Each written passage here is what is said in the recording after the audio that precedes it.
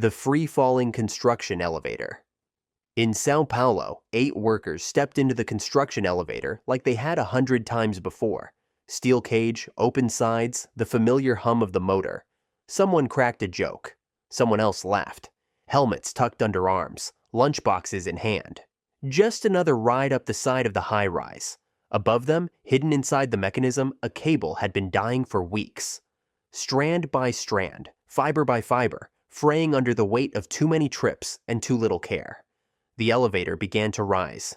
Then, pop. A sound like a gunshot. Every conversation stopped. Every head turned upward. The cabin jerked violently, and for one frozen heartbeat, nothing happened. Then, the floor disappeared beneath them. The elevator plunged. No slow descent, no gradual failure, just gravity, taking what it wanted. The men inside didn't have time to scream. Neighbors blocks away heard only the final impact. Russian scaffolding collapse.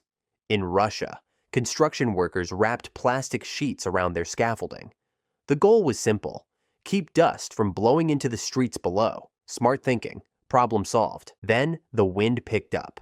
At first, just a breeze. The plastic fluttered gently like flags on a calm day. Workers barely noticed as they hammered and welded, focused on their tasks. But the gusts grew stronger. The sheets began snapping and billowing, filling with air. The entire scaffold started behaving like something it was never meant to be: a sail. One worker looked up and felt his stomach drop. The frame was moving, pulling away from the building, inch by inch, as the wind caught the plastic and yanked. The scaffold tore free from the building and collapsed like a falling ladder, twisting as it plummeted. Workers on the lower levels looked up just in time to see the sky fill with metal and plastic coming down on top of them. No time to run, no time to shout, just impact. The Runaway cement mixer. On a steep hillside in Taiwan, a cement mixer sat parked after its climb. The driver pulled the handbrake and walked away. Behind him, the 30-ton truck began to move. Just an inch at first. Then another. No one noticed until it was already sliding. Men scattered as the mixer picked up speed, transforming from a parked vehicle into a runaway freight train barreling down the slope. 30 tons of metal and momentum slammed into the scaffolding with a deafening crash. The metal framework exploded like a house of cards, pipes and platforms collapsing in a chain reaction. Workers who'd been standing 3 stories up suddenly had nothing beneath their feet. The falling debris trapped the men below, burying them under twisted steel and shattered concrete. When the dust settled and the screaming stopped, investigators found the cause. No wheel blocks had been placed. A piece of wood that costs a few dollars. A safety step that takes 10 seconds. Japanese highway tunnel. Deep inside a Japanese highway tunnel, a construction worker pressed his drill against the ceiling. Just another routine job, installing safety bolts like he'd done 100 times before. The drill bit into the concrete. But this spot was different.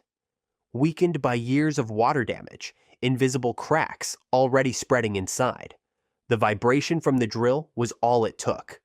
A small piece of concrete fell. Then a crack appeared, racing across the ceiling. Then an entire panel dropped. 3 tons of solid concrete crashing down. It hit the next panel, then the next, like dominoes, but each one weighed as much as a car. The tunnel went dark. Dust exploded through the air so thick you couldn't breathe. Drivers trapped in their cars couldn't see anything, just heard the terrible sound of more ceiling collapsing around them. Workers ran blindly, not knowing which way was safe. Philippines' Rebar tower collapse.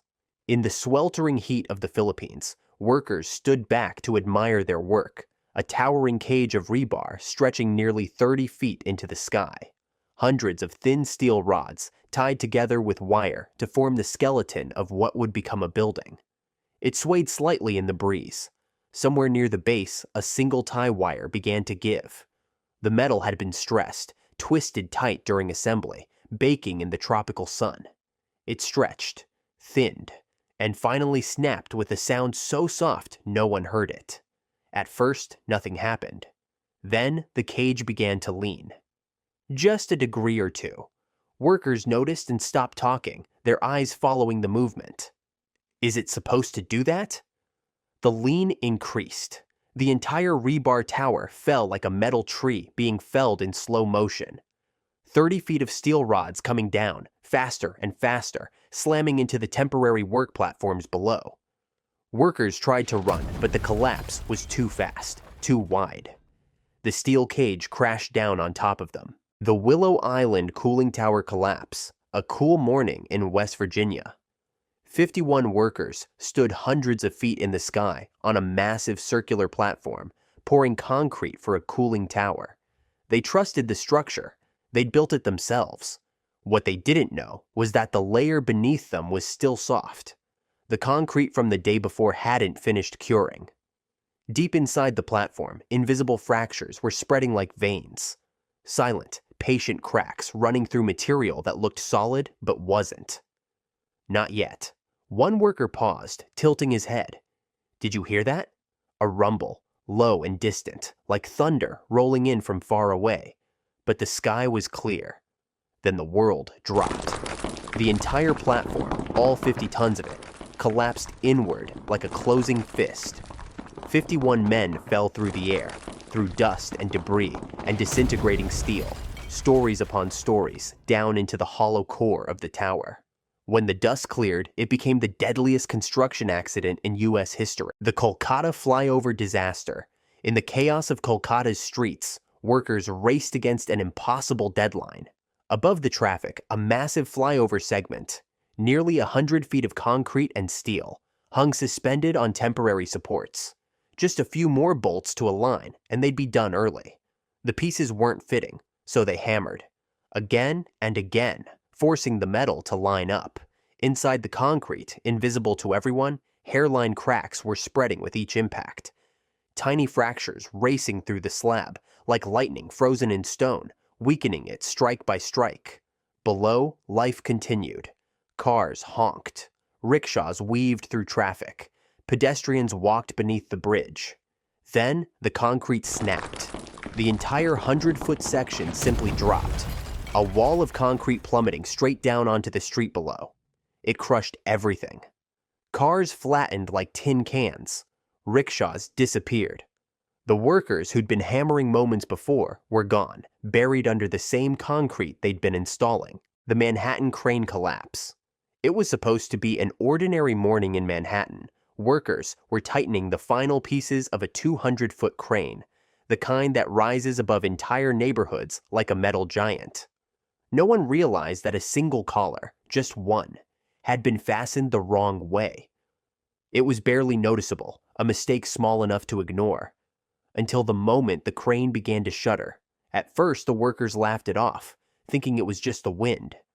But then the massive tower started leaning, slow at first, then faster, groaning like a creature losing its balance. People screamed as the whole structure ripped free and fell sideways, crashing through buildings like a row of collapsing dominoes. It took only seconds. A mistake the size of a bolt destroyed an entire block. And that morning, 7 workers who had climbed the crane never came back down. If you laughed, learned, or got confused in a good way, subscribe for more.